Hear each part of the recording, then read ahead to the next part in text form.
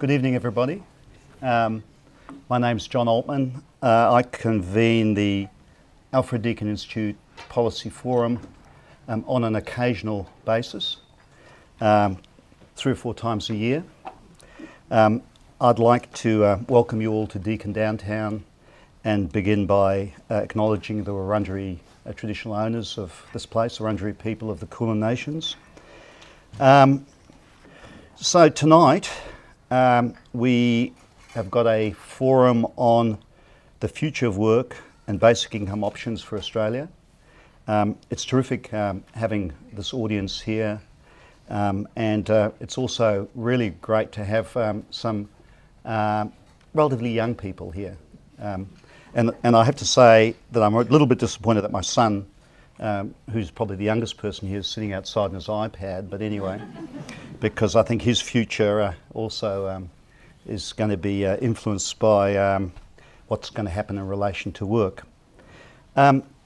So today we've had a workshop which is going over Thursday and Friday, sponsored by the Academy of the Social Sciences in Australia, and we very much thank them for sponsoring that workshop on the question of implementing basic income in Australia.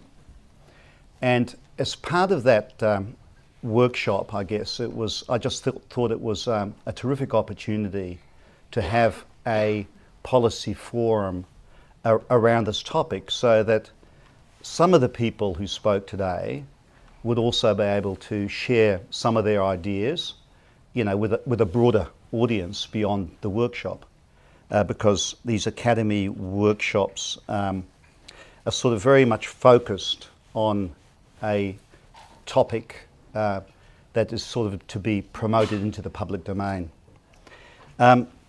So I would just like to begin by acknowledging that this is a joint venture between the Academy, the University of Melbourne, Queensland University of Technology, and of course Deakin University, who are hosting tonight. In the prologue to their book, Basic Income, A Radical Proposal for a Free Society and a Sane Economy, Philippe van Parijs and Yannick van der Sbro begin with Jean-Jacques Rousseau. The money that one possesses is the instrument of freedom, that which one tries to obtain, the instrument of slavery. Now, quoting Rousseau makes it clear that basic income is not a new idea. It's been around for nearly 300 years.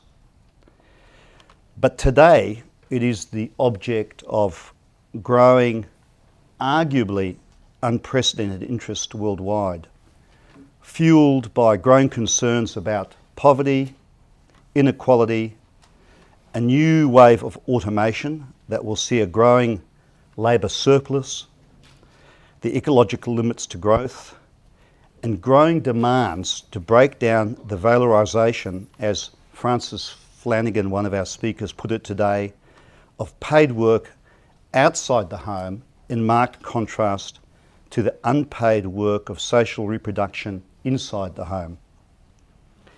So last week, just as a little anecdote, I got my latest Basic Income Earth Network Newsflash, volume 110, August 2017. It summarised some of what's going on in the world around the issue of universal basic income. I won't go through everything that the newsletter told us, but basically we heard that the Netherlands is experimenting with basic income. Germany has got a basic income party set up to participate in the national elections. There's basic income issues going on in Canada, as there have been for a number of years, in Denmark, in India, in the Netherlands. The Ipsos Group in Paris did some market research that showed that the majorities in Poland, Germany, Mexico believe that governments should provide a universal basic income. Alaska has a permanent fund dividend. British Columbia is doing things. Mark Zuckerberg from I think Facebook is promoting universal basic income. China is engaged in work around basic income. In the United States, the American Enterprise Institute released a proposal for universal basic income scheme. And as I went down the newsletter, India, San Francisco, Canada, the Alliance Basic Income Party in Germany, I got to Australia. And in the newsletter, what I found was that the Australian government has got no position on universal basic income. The Shadow Treasurer, Chris Bowen, urges the Australian Labor Party not to support universal basic income. He describes UBI as a terrible idea and claims that the model would undermine the Labor Party principle of ensuring dignity through work in Australia.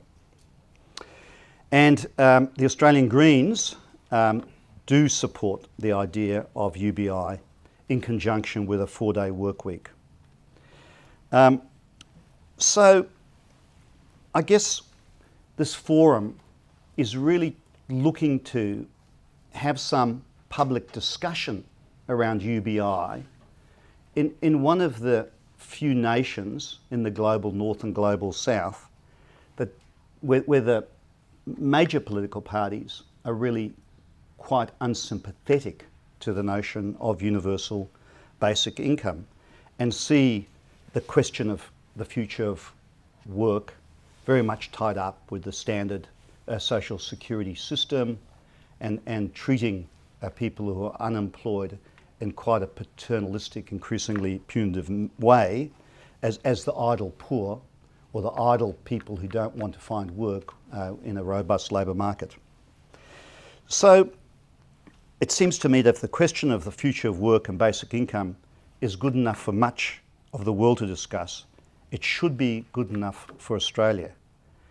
And I guess that's what really is motivating both our workshop and tonight's policy forum. So without saying much more myself, I would like to move to introduce our panel who've been selected from our participants, and I'll introduce them in order that they will speak. Our first speaker will be Dr.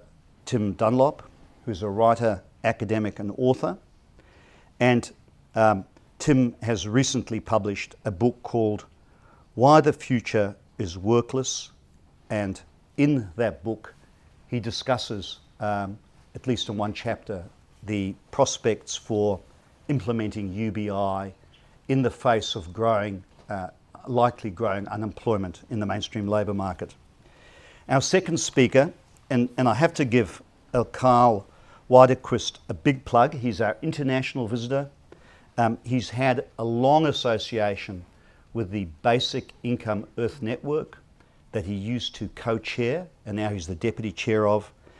That newsletter that I referred to was edited for a long time by Carl, and he's been involved in the area of universal basic income for decades now, globally.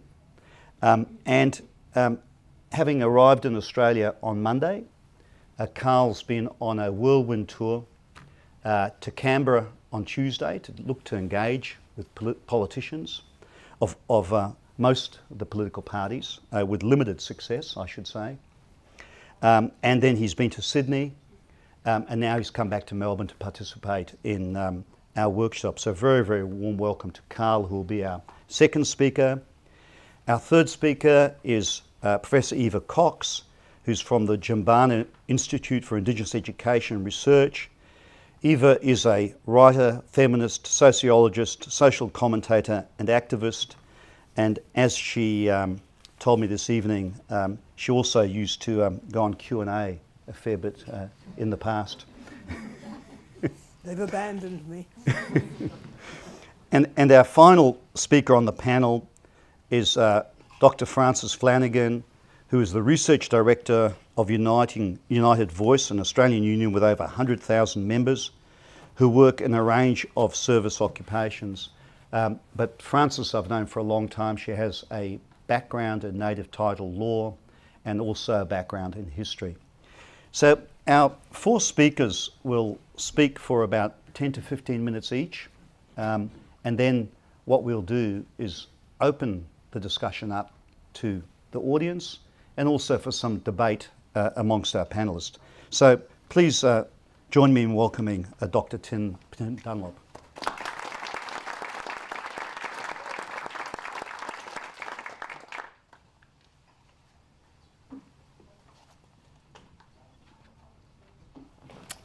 Well, good evening, everybody. Thank you very much for having me along tonight. As John said, I'm going to sort of put UBI in the context of discussions of future of work, which was the main topic of my book. And the first point I want to make this evening is that the future of work is a political issue, not a technological one. And so that means I sort of come at this with what you might call an attitude of pessimistic optimism. There's a lot to worry about, I think, but you can't afford not to be hopeful. If you shrug and give up on the idea of a better future, then the robots will not only take your job, they'll probably start laughing at you. To paraphrase Karl Polanyi, who wrote about an earlier period of disruption, he said the goal is to transcend the self-regulating market by consciously subordinating it to a democratic society. And this is part of the reason why I'm happy that UBI has entered the conversation as emphatically as it has. A UBI may well be a way of putting democracy back into the labour market. Another point I want to make is that the future of work isn't really about the future. We can speculate with some accuracy about trends in automation, robotics and artificial intelligence and the like, and what they are likely to do to jobs. But the more salient point is that the effects are being felt now. I mean, it's not as if we're in the midst of some golden age of jobs for everyone that the robots are coming along to muck up. Labour markets are already under immense pressure, including from technology. To summarise some recent figures from the International Labour Organisation, they say that despite a mild pickup compared to 2016, global unemployment will reach over 200 million this year. 1 in 8 of the global youth workforce, that is more than 70 million young women and men, are expected to be unemployed in 2017. Real wage growth in 2015 averaged 1.7%, and actually if you take China out of that equation, it goes down to 0.7%. Since the 1990s, the amount of wealth going to wages declined greatly in many advanced and emerging economies. The IMF released a report on exactly this fact just this week. And the other thing they talk about is gender inequality persists in global labour markets in respect of opportunities, treatments and outcomes. They're just the official figures that count people who are actually in work. The ILO also mentioned what they define as being those being in vulnerable employment, those who eke out a bare existence in developing countries. That figure is about 760 million women and men who are working but not able to lift themselves above the daily poverty threshold of $3.10 a day. In a similar vein, a statistic I saw the other day noted that 45% of homeless people in America have a job.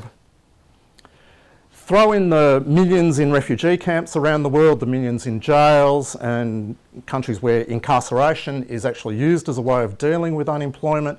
Throw in the fact that despite official unemployment rates in developed nations of around 4 to 6%, we actually have record levels of under and overemployment, including here in Australia.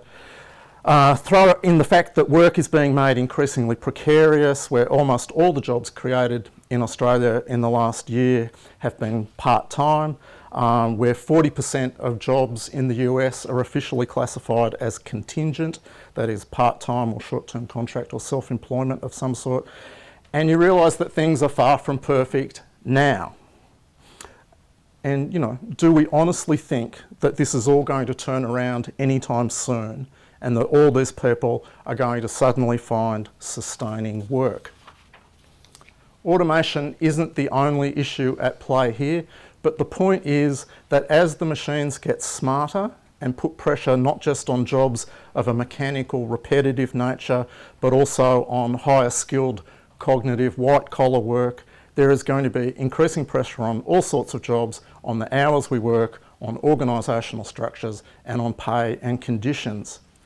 If you assess actual jobs against criteria for automation, and there are many reports that do this, the most famous one being the Oxford Martin School report of 2013, then the consistent finding is that around about 40 to 50% of jobs are at high risk of automation in the next 20 years. If you use a different methodology, and there's a number of reports that do this, and look instead of at the jobs themselves, then at the tasks that make up those jobs, then these reports consistently find that around about 40% of tasks can be automated, which translates into about a 10% of jobs being vulnerable to full automation. And that isn't just in 20 years' time. In the words of a recent McKinsey report, that is with currently existing technologies. The most comprehensive report looking at the actual effects of robots on employment in manufacturing found that between 1990 and 2007, that for every one robot added to factories in the US, on average 6.2 human jobs were lost. The same report also found that this caused downward pressure on wages and that very few new jobs were created.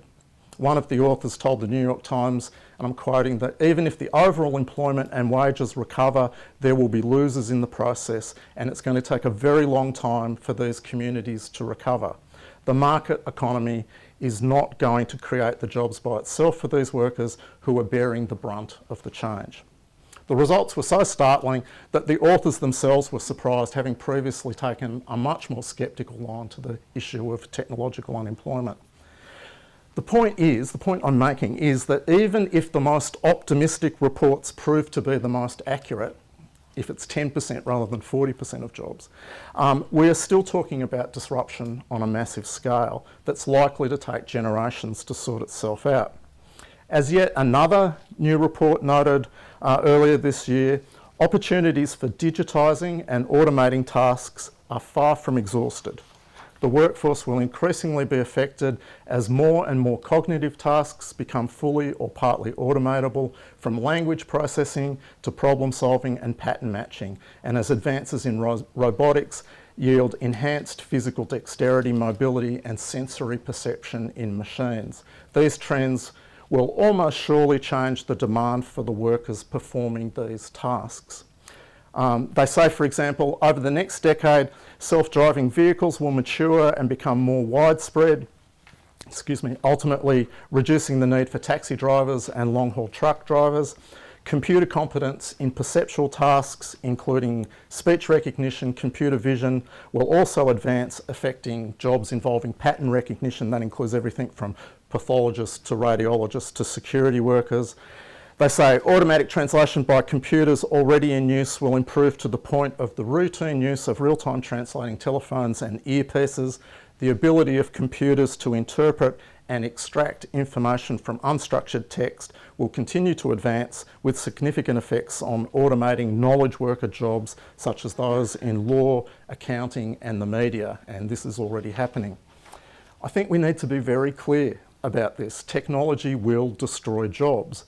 The rule of thumb has always been, if you can write down the rules of a job, then a machine can do it.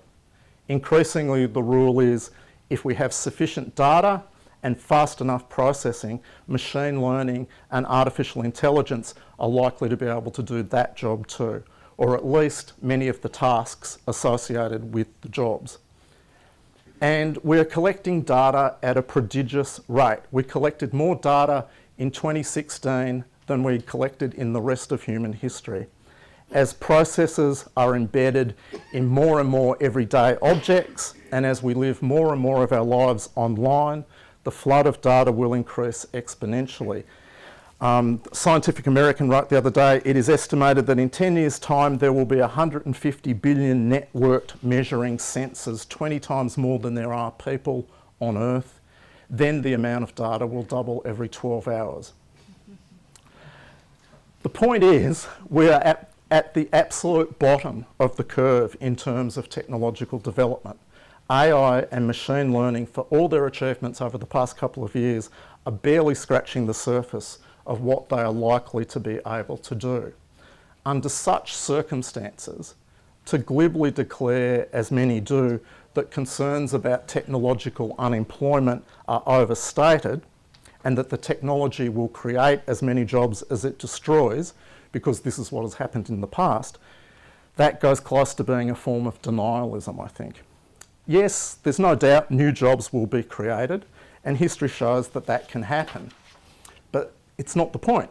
The point is that now, just as in the past, the new jobs don't just appear. There is often years, decades, or generations of transition. There is the fact that those displaced in one area don't simply get the new jobs that the new technologies enable. To quote technologist Norbert Wiener, who was writing in the 1950s, the automatic machine is the precise economic equivalent of slave labour. Any labour which competes with it must accept the economic consequences of slave labour. The good news is that automation will enable us to boost overall income and wealth, improve healthcare, reduce working hours, provide more job flexibility, enhanced educational opportunities, develop new goods and services, and increase product safety and reliability. It will actually make many consumer goods, including housing and cars, much, much cheaper. The downside is that it will probably also lead to, or potentially lead to, growing inequality and decreased job stability, increasing demand on workers to change jobs, or major changes in business organisation. It'll mean more surveillance in and outside the workplace, less privacy, and the consolidation of political power in corporations rather than governments. Ultimately, let's hope in a democracy we get to choose whether the future we live in looks more like the Jetsons or more like the Terminator. But to make that choice viable for the many and not just the few, the technology I think that we should be enhancing is a little process invented a couple of thousand years ago called democracy.